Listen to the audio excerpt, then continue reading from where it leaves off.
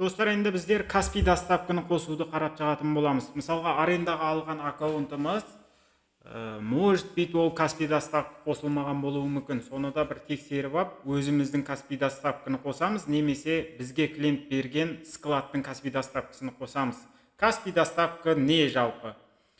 Каспий доставка деген бір қаладан екінші қалаға доставканы жеткізіп беретін компания. Компания емес, компанияларға береді Каспийдің өзі осындай, курьерный компанияларға.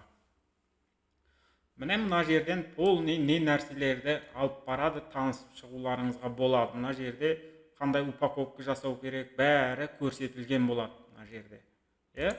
Енді қараңыздар. Бұл жерде, достар, подключение дегенді басамыз. Басамыз. Мысалға, бұл Алматы деп шығып тұр. Сіздерде басқа болуы мүмкін. Ол қай жерден шығып тұр? Біздер склад магазинді қостық қой мына жерден. Мынау шығып тұр. Каспий доставка бар қалалар ғана шығады. Оның тізіміні қай жерден қараймыз? Мына жерге өтеміз. Мына жерде Каспий доставка деген жер бар.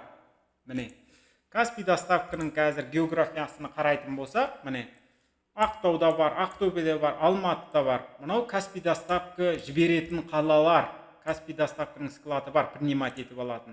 Енді мынау Каспий доставка жеткізіп беретін қалалар. 87 қала. 18 қала Каспий доставкасы бар.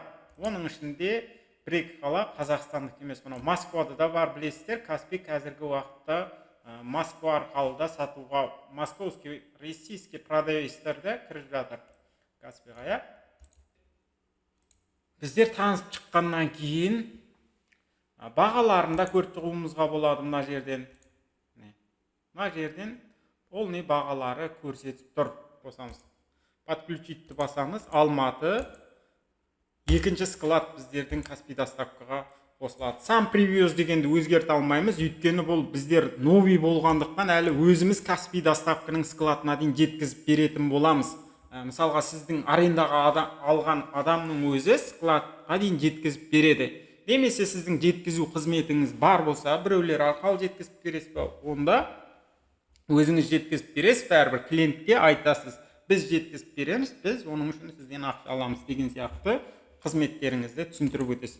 Мына жерге курьерге көрініп тұратын адресті қоямыз. Мысалға, жаңағындай алып кететін курьерлар келген уақытты соған звондайды. Бұл клиентке көрінбейді. Сол складтағы менеджерді қойып қоясыздар. Складты кім берді, соның нөмірін қойып қоясыздар. Постоянный складта болатын адамның. Клиентіңіз берген болса, сұрайсыз, кім болады складта, соның нөмірін беріп қойыңыз керек деп.